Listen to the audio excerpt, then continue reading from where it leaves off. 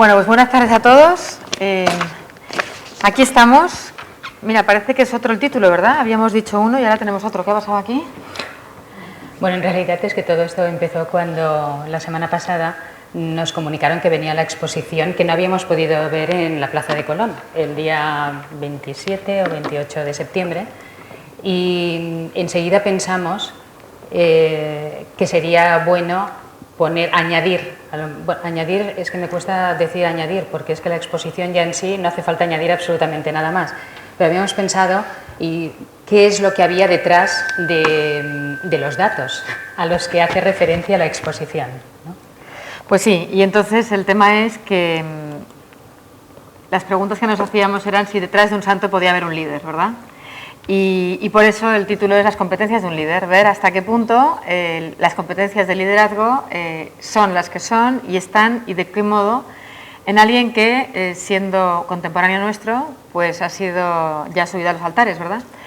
Realmente es un poco una osadía, ¿verdad?, que por nuestra parte hablar del beato Álvaro del Portillo desde este punto de vista. Pero bueno, nosotros vamos a hablar de las competencias de liderazgo y nos parecía interesante no solo porque tenemos aquí la exposición, sino también porque es por un tema del timing, ¿no? Es muy providencial que primero hemos tenido la beatificación de él.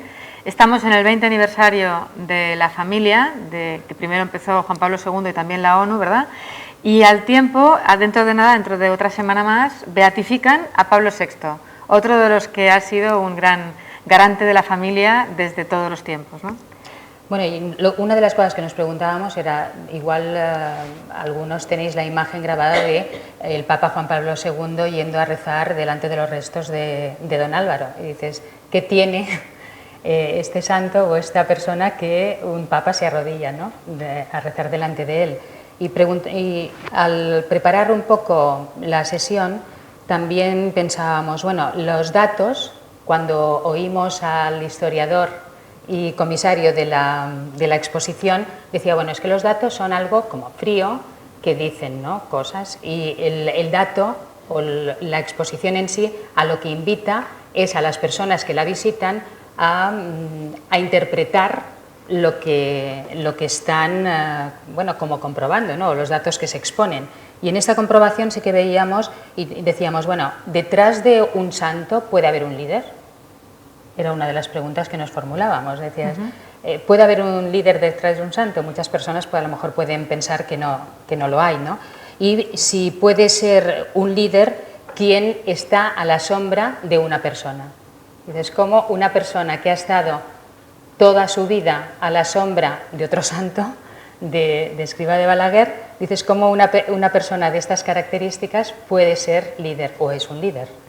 Pues sí, no solamente estando vivo San José María, primer gran canciller de la Universidad de Navarra, sino cuando él tuvo que ser segundo gran canciller de la Universidad de Navarra, también dijo yo, sigo siendo la sombra del padre, ¿no? Decía, sigo siendo la sombra de San José María, porque lo quería seguir siendo y él quería que, pues eso, que todo lo que tenía que seguir adelante siguiera con lo que había dicho el primer líder. No quería hacer él sombra a nadie, sino todo lo contrario, pero no de un modo pasivo, sino llevando adelante los temas de una manera especial, ¿no? Una cosa interesante de José María Escrivá que dijo sobre don Álvaro, interesante, y sale en el libro de José Miguel Cejas. Por cierto, cuando veáis la exposición veréis que hay algunos libros también pues, para que los pidáis en las librerías. Alguno como el de José Miguel Cejas, que está muy bien, es Álvaro del Portillo al servicio de la Iglesia. Es una biografía llena de anécdotas y es bonito porque alguien me dijo el otro día, es que el mejor libro de autoayuda es una buena biografía. Y yo pensé, pues caramba, esta biografía es espectacular, o sea, un buen libro de autoayuda realmente con fondo, ¿no? Y entonces una de las palabras de San José María, sobre don Álvaro decía, si me preguntáis, ¿ha sido heroico alguna vez? Os responderé que sí, muchas veces ha sido heroico, muchas, con un heroísmo que parece cosa ordinaria. Interesante, un hombre al servicio siempre de los demás, por supuesto de la Iglesia y de San José María y de todos los que le rodeaban, pero desde pequeño, ya veréis allí en la exposición que todo empieza desde muy pequeño, incluso cuando, bueno, y después ya no tan pequeño, cuando estaba estudiando temas de obras públicas, ¿verdad?, como ingeniero, y un hermano pequeño, era una familia de 8, ¿verdad?, pues un hermano pequeño le rompe todo lo que había construido hasta entonces, ¿verdad?, en vez de pegar la gran bronca, dicen que se le sentó encima de las rodillas y le empezó a explicar, pues, pues mira, ¿sabes qué pasa? Que con lo que has hecho pasa esto y pasa lo otro. En fin, supongo que el hermano se debió quedar pues pasmado, pero entendió que esto no se podía volver a hacer, ¿no? Podría haber sido profesor del IES. Pero una de las, para enlazar con el tema de competencias, en la carta de pésame del cardenal, del Papa Ratzinger, decía que destacaba la competencia y experiencia como he podido comprobar personalmente durante los años que trabajó en el Concilio Vaticano II. Entonces ya se ve que el tema de la competencia y la experiencia no es que lo digamos aquí nosotras, sino que Ratzinger también se las reconocía también a don Álvaro. De hecho tenía 3 carreras, ¿no? Doctorados.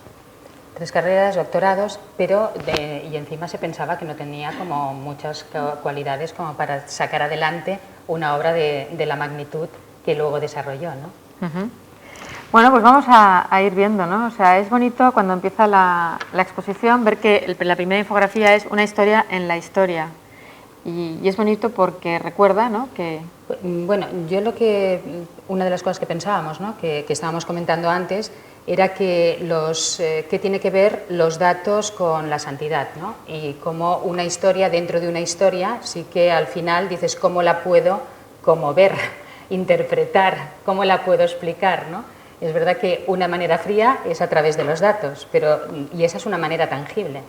Pero la historia dentro de la historia es también algo activo, ¿no? Algo dinámico y algo intangible, ¿eh? Como puede ser la santidad en este caso, ¿no? Como puede ser lo que son las competencias, que son algo que se pueden ver a través de la actuación de los demás, o algo que es intangible o más imperceptible, como puede ser el liderazgo. Más difícil de cuantificar también, ¿no? Bueno, pues en la historia, una historia en la historia significa muchas cosas. Primero, que se van viendo pues cómo él estuvo en la guerra civil, cómo tuvo que estar 2 años escondido, pues porque le querían matar, 2 meses en la cárcel por ser católico. Evidentemente, en esa época pues todavía no era sacerdote. Y sin embargo, pues bueno, como él fue haciendo tantas cosas, ¿no? Primero con la parroquia, luego con... Bueno, todo esto viene porque... ¿No se oye? ¿Perdón? Es que se está grabando, pensaba que era por eso, ¿no? Bueno, pues... No, pues sigamos, ¿no? Bueno, lo que estabas diciendo, para recogerlo, era que cuando tenía 19 años y acudía a impartir catequesis, recibió un golpe fortísimo en la cabeza que estuvo a punto también de costarle la muerte. En el 36 también lo que comentabas es que estuvo preso durante 2 meses y que sufrió torturas y bueno, sacaban cada día, pues seleccionaban caprichosamente a personas a las que matar y él en esta ocasión se salvó, fue puesto en libertad y luego también estuvo deambulando por pisos clandestinos durante bastante tiempo durante la guerra. Uh-huh. Aquí nos gustaba decir que está dentro de la historia en el sentido de que el tiempo para las personas con esa visión del mundo pues a veces se adelantan muchos años, ¿no? Tanto que hace 5 años se empezó a hablar de la Human Age, esto fue en Davos, y se decía que ya era la era de lo humano, ¿no? Ya se acabó la era de lo mecánico y teníamos que entrar en la era de lo humano. Bueno, evidentemente la era de lo humano con estas cabezas tan bien pensantes estaba ya hace mucho tiempo pensado, trabajado, hecho vida, ¿no? Una de las cosas que resaltaba el otro día el comisario de la exposición era, que es historiador, es catedrático de Historia Contemporánea, de lo que remarcaba es que el siglo XX había estado caracterizado también por la técnica y don Álvaro era un ingeniero de caminos y tenía una mentalidad también muy técnica. Sin embargo, que es una de las cualidades de los líderes, en este caso mucho más de los santos, sobre todo de los santos, están fuera de su contexto histórico y fuera del tiempo, dado que de alguna manera rompe como las barreras de la propia historia para considerar, como él consideraba, que los problemas, las soluciones a los problemas humanos no son soluciones técnicas, sino que se solucionaban con la libertad, ¿no? En este sentido, vamos a empezar con esto. Vamos a empezar con el tema de la libertad que él ponía como en el centro de las decisiones humanas. Algunos antiguos alumnos de esta casa conoceréis estos datos, ahora estos modos de entender la realidad. La toma de decisiones, esto es puro Pérez Lopiano, Juan Antonio, habla de que nuestro cerebro tiene dos zonas, la zona del conocimiento experimental, que se rellena con todo aquello que hemos experimentado, las experiencias vividas, y lo que hemos experimentado nos lleva hacia lo que nos ha gustado, el atractivo de la acción.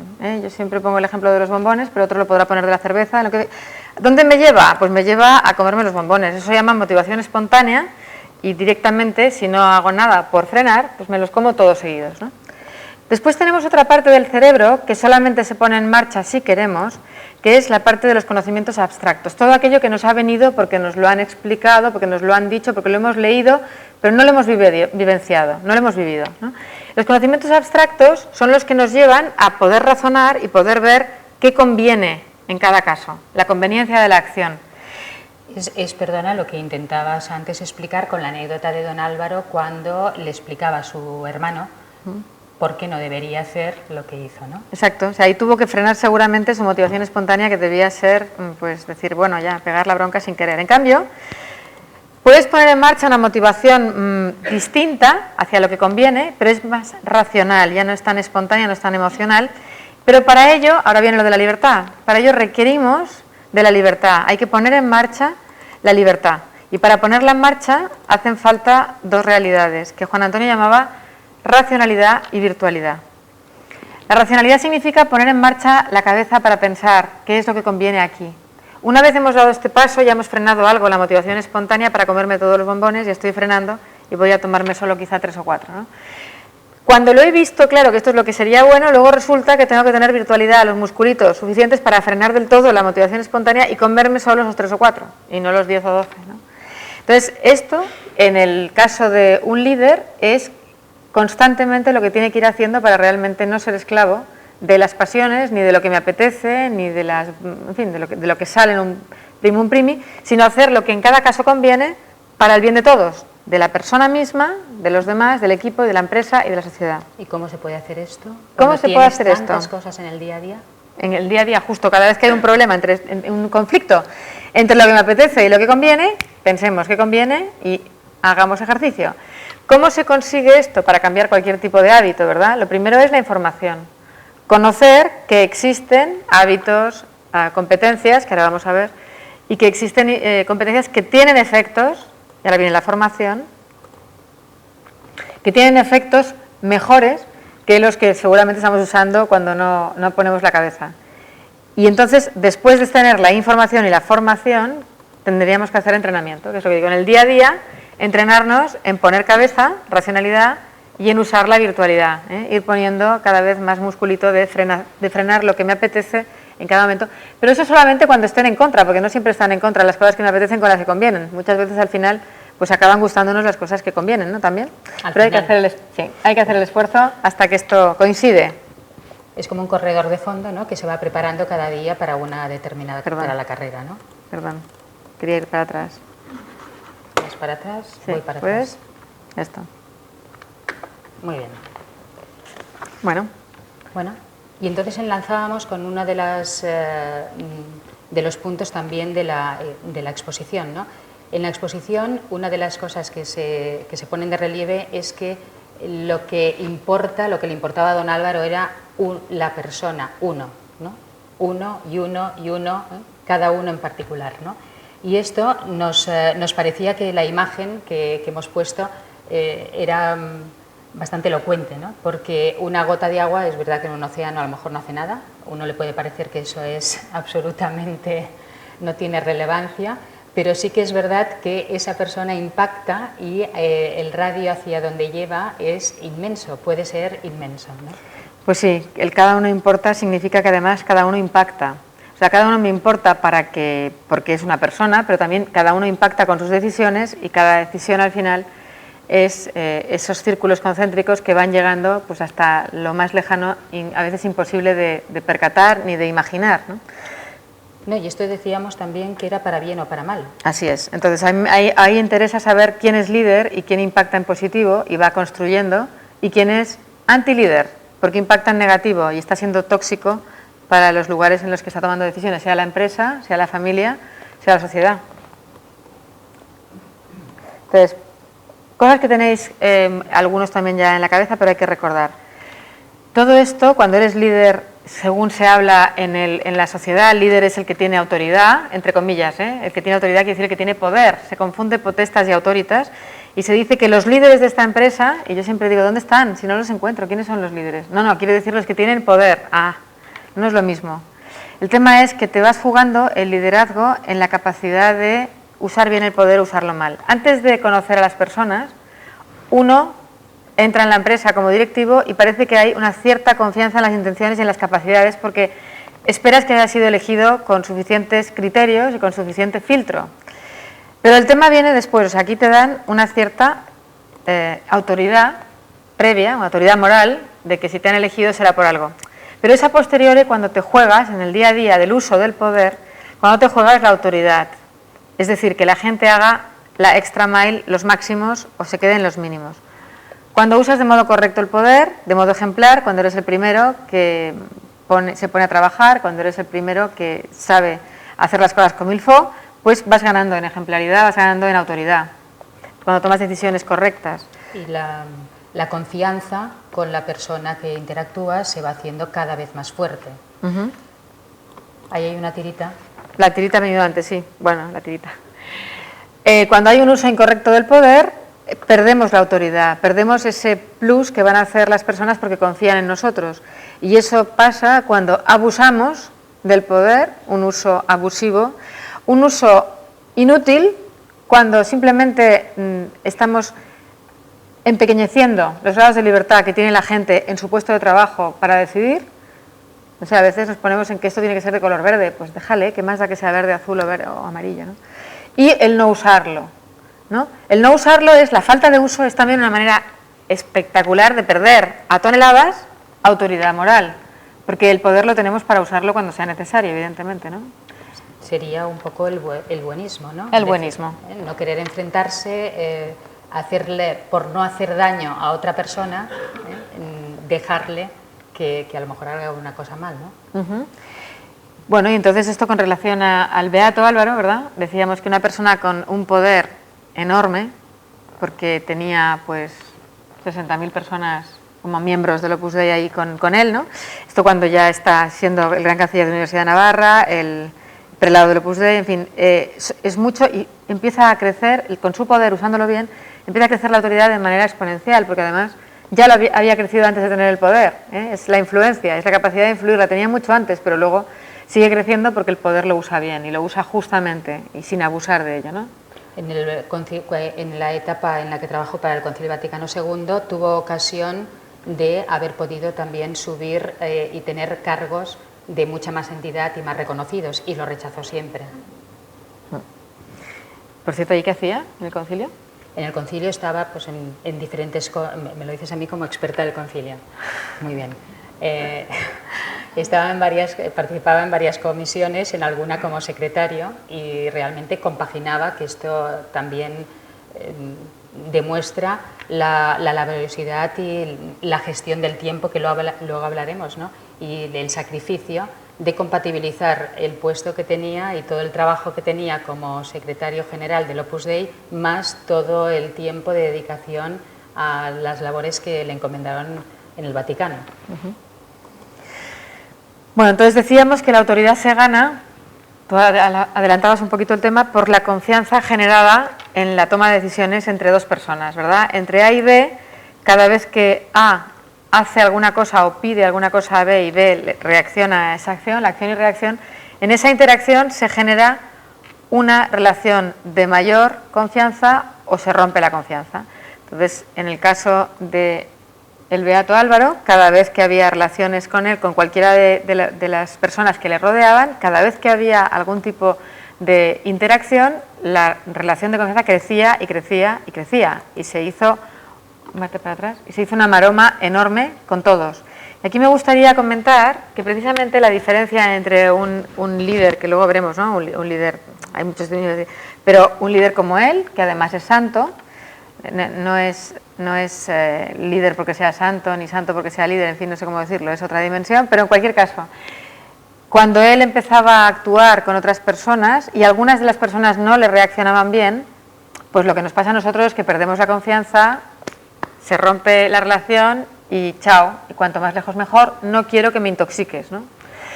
Sin embargo, un santo, como le importan todas las personas y cada uno, y lo que le importa es pues el bien de esa persona y la felicidad, no solo aquí, sino en la eternidad, pues lo que hace es seguir invirtiendo en esa persona. Entonces hay ejemplos, ¿verdad? Bueno, hay ejemplos. El otro día contaron una de las anécdotas, ¿no? Que por lo visto algunas personas no habían dicho cosas que no eran correctas, ciertas sobre él, y en ningún momento ni siquiera contestó ni se defendió, ¿no? Sino todo lo contrario, sino que con el tiempo también intentó salir al paso y consiguió también que hubiera una nueva relación, ¿no? Bueno, y entonces vamos a ver el liderazgo y el talento. A ver, cada vez más, sabéis que también en la academia el liderazgo ya no es aquello de yo líder y cuántos me siguen detrás, eso es ya pasó a la historia. El liderazgo de soy líder porque me siguen es un liderazgo sociológico, pero no suficiente, ¿no? Aquí lo que hace falta es ver qué tipo de relación somos capaces de desarrollar con las demás personas. Y ahí está la calidad de la relación, es la que define el tipo de liderazgo y realmente si vale la pena llamarte líder o no. Entonces hablamos... La literatura habla de líderes transaccionales, líderes transformadores. Juan Antonio Pérez López entró en los líderes trascendentes y todavía hay otro más que le ponemos la T mayúscula y sería, bueno, luego saldrá. Bien. Te has adelantado. Da igual, el trascendente con mayúscula, sí. Entonces, ¿cuál sería el transaccional? El transaccional es la relación de las personas, del jefe con el subordinado, que solamente tiene como medios para que siga adelante las órdenes. Es el ordeno y mando y es la transacción. Te doy tanto, te pago tanto, me tienes que dar tanto, ¿no? Es una relación muy débil porque se rompe fácilmente si alguien le paga más en otro sitio y es una relación pobre. Sí, porque cuando menos a lo mejor responderé a lo que me estés diciendo para no recibir un castigo, pero no te voy a dar todo lo que podría. Sí, exactamente. Sí. Vamos a mínimos ahí, ¿no? Luego está un nivel un poco más desarrollado de lo que se llama liderazgo, que sería transformador. El medio que tiene un directivo para liderar y motivar a la gente es el reto, ¿no? Buscarle retos que sean factibles, pero que sean también interesantes. Y con eso, pues bueno, parece que estamos un poquito más desarrollados, pero así todo es una relación que también se rompe, porque en cuanto hay alguien que se aburre un poco, también se va a la competencia. Es un vínculo todavía pobre, ¿no? El tercero es un vínculo mayor, porque ya estamos tirando de la responsabilidad de las personas y les estamos pidiendo que sean responsables, que respondan a necesidades reales de otras personas. Entonces estamos pidiendo que se pongan en la situación del cliente externo o el cliente interno. O sea, ya no solamente es yo te ordeno y tú te esperas y paras hasta que te dé la siguiente orden, porque entonces estaríamos en un talento dependiente, está esperando que yo le diga lo que tiene que hacer. No estamos tampoco en un talento independiente, que es el reto. Te he puesto el reto, haz lo que quieras con tal de que me consigas el reto. Pero entonces lo que quiera significa que yo no hago equipo, que yo voy a la mía y a lo mejor he destrozado varios mercados alrededor, pero da igual. O no he conseguido sinergias con otros segmentos de mercado, otros colegas, pero me da igual, yo voy a mis objetivos y a mi variable. Y luego estaría el talento interdependiente, que es el que nos interesa más, que es la persona que tiene en cuenta el efecto en los demás y por tanto sabe que todo lo que hace impacta a los otros, ¿no? Como es responsable, responde de sus acciones. Sería la persona que hace equipo y que además lo que está apelando, aquí es donde entra también la libertad de las personas, el compromiso que obtengo porque realmente se establece esta relación de confianza que decíamos anteriormente, ¿no? Entonces hemos cogido ya una cuarta dimensión, ¿verdad?, que sería la dimensión del santo. Y entonces ese liderazgo ya, esto es, en fin, si al principio hablábamos de temas mecánicos más o menos y mecanicistas, esto ya sería atómico, ¿verdad?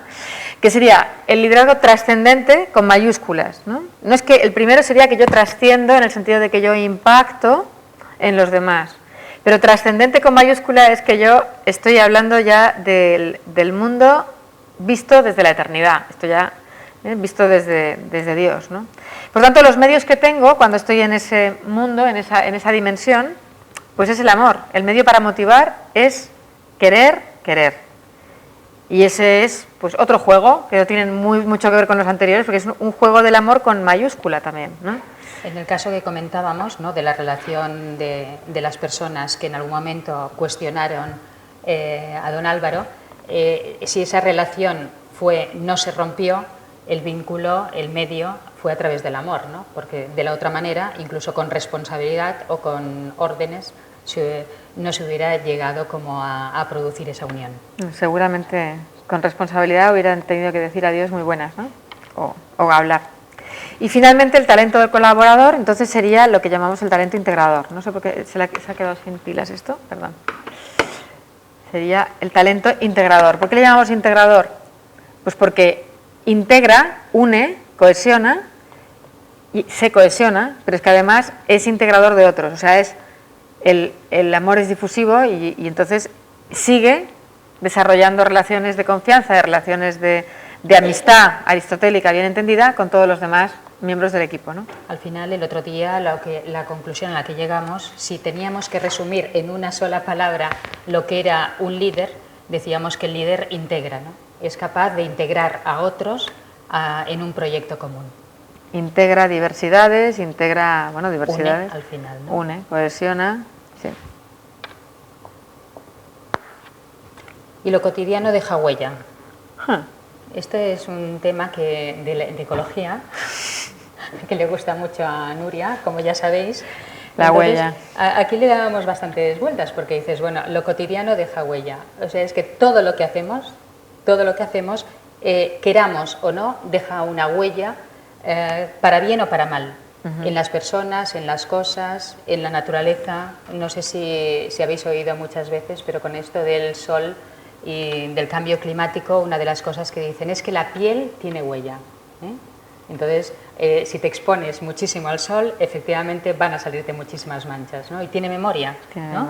Memoria. La naturaleza tiene memoria, sí, también se dice esto, ¿no? Y es tanto así que no solamente es que la naturaleza tenga memoria y, como dices, la piel, sino, pues claro, y que la huella también puede ser de carbono o puede ser una huella de amor, ¿no? De alguna manera, las huellas también lo sabemos todos. Cuando ponemos a este niño, pues el niño tiene el cerebro plástico y todo lo que le pasa cuando es pequeño, pues luego sale cuando es mayor. Y dices, ¿y este por qué es tan inseguro, no? Y resulta que es que la huella que le dejaron, la impronta fue tú no vales, ¿no? Y al revés, ¿no? Tú vales mucho, yo te quiero, ¿no? Y eso a través de las situaciones cotidianas de la vida. Eso es, en el día a día y sin darse casi cuenta, porque los padres no le dicen tú no vales, pero de alguna manera se lo pueden hacer saber, ¿no? Entonces, bueno, este tema de lo cotidiano deja huella nos linka otra vez también con el Beato Álvaro, porque claro, el Opus Dei no es ni más ni menos que la santificación de lo cotidiano, de la vida ordinaria. Y entonces, en ese sentido, en la toma de decisiones en el día a día, que es cuando te juegas las cosas, pones en marcha todas tus competencias. Y ahí está el tema de las competencias, ¿no? Las competencias son comportamientos observables y habituales que permiten a las personas tener éxito en el ejercicio de una actividad o función. En otras épocas esto se llamaban virtudes, bien, es lo mismo, ¿eh? Los comportamientos es aquello que nos da la posibilidad de hacer las cosas mejor y tener éxito, tener frutos al final de lo que hagamos. Y engancha, perdona, con lo que decías al principio de la motivación racional, ¿no? Por motivos que también es donde ejercitamos la virtualidad, la racionalidad y la virtualidad. Sí, entonces, las competencias de liderazgo tienen, como siempre aquí en el ISE ponemos siempre 3 niveles. Un primer tipo de competencias serían las estratégicas, que te llevan a ser líder del mercado. La visión de negocio, o sea, descubrir negocio donde otros no ven, entender la organización, orientar al cliente, o sea, saber muy bien cuáles son las necesidades y orientarse a satisfacerlas. Gestión de los recursos, negociación, tener una red de relaciones efectiva, lo que ahora llamamos networking, ¿no? Bueno, en todas estas competencias, una de las características que destacaban en don Álvaro era que era una persona que arriesgaba. No era una persona que se amilanaba, ni que por ser la sombra de un santo y continuar con algo, todo lo que hacía era continuista, sino que era algo dinámico, vivo y que se lanzaba a veces como al vacío. Al vacío. Por ejemplo, en algunas de las situaciones en una ocasión en el Vaticano, con unos terrenos, supo transformar estos terrenos, repartirlos entre los agricultores, hacer un centro de formación para que vinieran a formarse muchísimas personas de todo el mundo durante muchísimos años, ¿no? Dices, bueno, pues ahí ha habido una visión de negocio, una visión de la organización, un riesgo total, ¿no? Igual que en otras de las muchísimas, como veréis en la exposición, iniciativas que fue impulsando durante todos los años.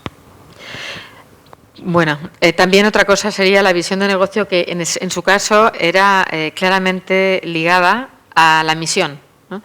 Su misión era conseguir que la gente se formara para ser más libre y siendo más libre conociera a Dios y por tanto libremente le amara.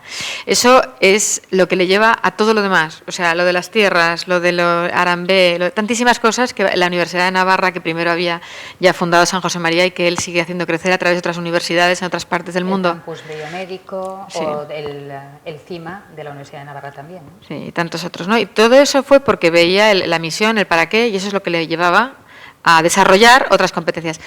Como he dicho antes, las competencias son virtudes, por lo tanto, cualquiera de ellas tira de todas las demás. Cuando desarrollas una, todas las demás mejoran, ¿no?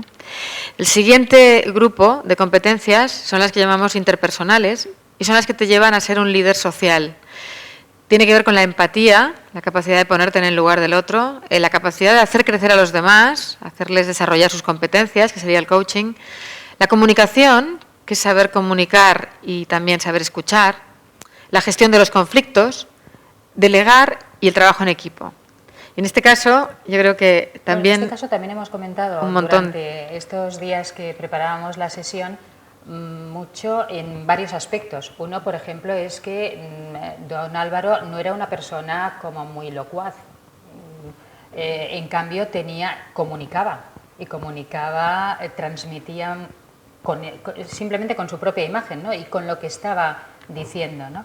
Coaching, también comentábamos que podíamos linkarlo porque desde el primer momento, en cuanto se ordenó sacerdote, empezó a confesar a San José María. Después, imagínate... ¿Qué coaching? ¿Qué coaching, ¿no? Nivel. para que lo eligieran desde el principio, pues dices el mejor coaching, ¿no? Sí, sí, no, y también en alguno de los vídeos cortos que son de 3 minutos cada uno de ellos y que vale la pena que veáis, don Javier, que es el actual prelado del Opus Dei, explica cuando yo tenía 18 años y era casi con pantalón corto, cuando me conoció él enseguida hizo de hermano mayor mío, jamás era como un jefe, al revés, o sea, me estaba llevando como un hermano mayor y quería eso, hacerme mejor, ¿no? En fin, la palabra coaching en aquel momento no se usaba, tendremos que buscar una en español, todavía no sé cuál es. El tercer tipo de competencias serían las intrapersonales, son las internas y las externas dentro de intrapersonales y son las que te hacen un líder de ti mismo, el liderazgo personal, el que se desarrolla pues desde dentro. La proactividad, que tiene que ver con las subcompetencias de iniciativa, optimismo, ambición. Bueno, yo creo que aquí... Bueno, aquí algún detalle, ¿no? Cuando estuvo en África, enseguida vio todas las necesidades que tenían las personas y que tenía ese continente. Y enseguida lo que hizo es incitar a que se pusieran en marcha iniciativas que resolvieran las necesidades de estas personas, ¿no? Desde hospitales, o sea, muchísimas labores en África surgieron a raíz de su inquietud y de esa iniciativa y ese optimismo también y ambición de decir, bueno, pues es que aquí no hay nada y aunque no se tenga nada, pues hay que hacer esto y a por todas, ¿no? La gestión personal tiene que ver con la subcompetencia de gestión del tiempo, gestión de la información y gestión del estrés. Bueno, yo creo que también aquí, con todo lo que llevaba entre manos, pues había desarrollado bien todas, ¿no? Sí, una de las labores que tenía en Roma era sacar adelante todo lo económico para la construcción, o sea, los medios económicos para construir pues todas las necesidades de formación, ¿no? que se tenían entonces, ¿no? Y él era el encargado de ir a... Pedir dinero.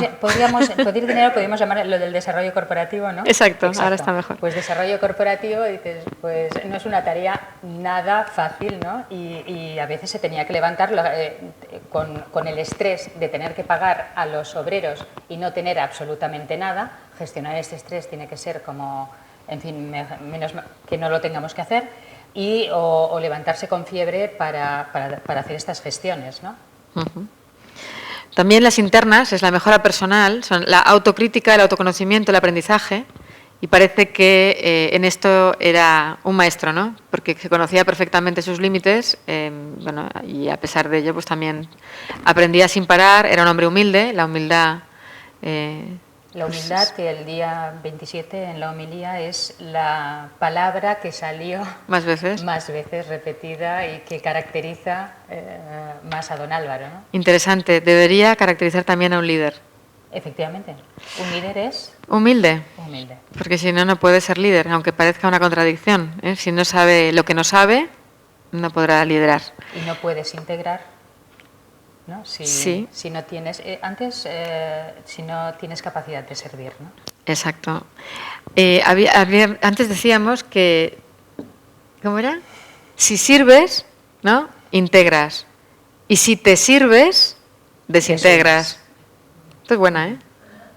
Es así. Bueno, podríamos haber grabado en la preparación. Yo creo que hubiera salido mejor.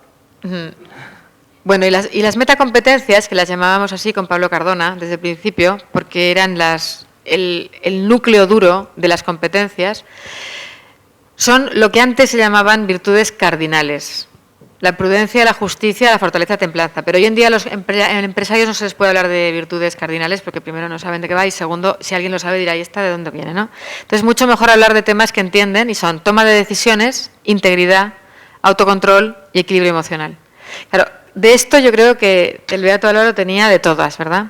Toma de decisiones con prudencia, aquí y ahora que toca, pues cada vez, pues además con mucha inspiración divina supongo, lo haría muy bien. Integridad, justicia, siempre pensando en qué es lo que ha de hacer sin acepción de personas. Todos son importantes. El autocontrol es la fortaleza también, ¿no? De aguantar ese embate de cosas que no tocan, la motivación espontánea por donde no debe ir. Y también la templanza, el equilibrio emocional. Bueno, pues no sé, tienes alguna anécdota más, pero son tantas las que hay que casi mejor que la miren en la expo, que hay bastantes. Y nos vamos a ver entonces cuál es el secreto de fondo, ¿no? ¿Cuál es el secreto detrás de un líder santo? De hecho, en la exposición, el último de los paneles es el tema del secreto, y a los que la arquitecto, ¿no? que el otro día expuso el sentido de todos los paneles, al que le daba más importancia, y era negro, y lo que animaba es a que pasáramos por ese último panel, ¿no? Entonces no es que lo vayamos a revelar, pero quizás sí que el secreto de Juan Antonio, ¿no? Pérez López, porque hemos intentado sacar a la luz. Son unos papeles que han aparecido así hace tiempo que no los veía y de repente aparecen y digo, pues es que además esto es inédito, o sea, no se han puesto nunca sobre el blanco, ¿no? Y entonces, bueno, pues de momento él lo que decía es, si tenemos 3 tipos de necesidades, materiales, de conocimiento y afectivas, los antiguos alumnos lo sabéis bien, que son las necesidades de cualquier ser humano, necesitamos comer y estar bajo techo, materiales, necesitamos seguirnos formando de conocimiento y necesitamos amor, amar y ser amados, ¿no? Si esto es así, en el plano sobrenatural, ¿qué sería? ¿Cuál sería el plano sobrenatural? Porque, claro, las necesidades requieren una apetencia y por eso tenemos hambre, para comer, etcétera, ¿no? Pero, sin embargo, lo sobrenatural no tiene esa apetencia sensible y necesitas de ella como de nada, y es la gracia. Cuando preparábamos esto le decía, cuando han aparecido estos papeles es bastante providencial, pero es que además le decía, es que oye, justo ahora que estamos no en la Human Age, sino en la New Age, la gente se nos queda en lo espiritual, que es segundo o tercer nivel, y pasan, ¿verdad?, de la gracia, que es sobrenatural. O sea, se quedan con eso de la energía espiritual que no sabes de dónde viene y se olvidan de Dios. Bueno, pues es algo que no es la verdad, ¿verdad?, que no es lo que de verdad te da fuerzas, pero te puede tener un poquito más o menos contento un rato, ¿no? ¿Cuáles son las realidades que satisfacen cada una de estas necesidades? Pues mirar, las cosas, a primer nivel, hacer cosas, segundo nivel, y las personas, en el amar y ser amado. Claro, en el plano sobrenatural estamos en otra dimensión, esto he dicho ya que es la dimensión de lo atómico, ¿verdad? Conocimiento y amor de Dios. Y además, entre paréntesis, decía Juan Antonio, Dios trino, ¿Por qué? Porque estamos entrando en las relaciones de las tres personas, la relación de amor de tres personas divinas, lo cual es una pasada, ¿no? Pero bueno, todo esto significa que hay que conocer, hay que estudiar, hay que leer, y no vale no conocer, porque entonces no somos libres. Luego, las reglas de decisión necesarias para que estos niveles de necesidades se vayan desarrollando son, a un primer nivel son las económicas, el segundo son las psicosociales, y el tercero son las éticas. Estamos en las reglas de decisión éticas, ¿no? ¿Cuál sería en el plano sobrenatural? Pues Juan Antonio decía la ascética y la mística, o sea, los mandamientos y las bienaventuranzas. Bueno, estoy hablando para gente que todos los que veo aquí han nacido en un país católico y supongo que sabemos de qué hablamos, ¿no? Ahora, a gente que le hablas de esto y debe decir, ¿de qué me está contando? Bueno, pues qué pena que no se conozca esto y a veces ni siquiera en nuestras familias, ¿no? Finalidad de esas reglas de decisión, ¿cuál es? Pues primero, usar correctamente los recursos disponibles. En el segundo sería incrementar los recursos disponibles. ¿Por qué? Porque lo que queremos es conocer más. Para conocer más y para poder hacer más cosas, para luego usarlos mejor. Y el tercero sería la humanización de las personas. Fijaros que siempre el segundo nivel incluye el primero y el tercero incluye el segundo y el primero. ¿De acuerdo? En un primer nivel tendríamos un liderazgo del primer nivel que hemos dicho antes, un liderazgo transaccional, ahí te entiendes con la gente a ese nivel. El segundo, el liderazgo transformador y el tercero, trascendente. Pero ya en el plano sobrenatural tendríamos el liderazgo trascendente con mayúsculas todo, ¿eh? Porque aquí la finalidad es divinizar a las personas. Y dirás, ¿estás loca? ¿Qué dices? ¿Divinizar qué? Sí, la persona se diviniza cuando entra en la gracia de Dios y ya veremos a través de qué, ¿no? Y cómo. ¿En qué consiste la felicidad en cada uno de los niveles? Al primer nivel, la felicidad, y le he puesto entre comillas, porque claro, la máxima satisfacción económica es la máxima felicidad, ¿no? De aquí que, después de la crisis, muchos se hayan caído totalmente en el hoyo de la depresión y algunos han acabado muy mal, ¿no?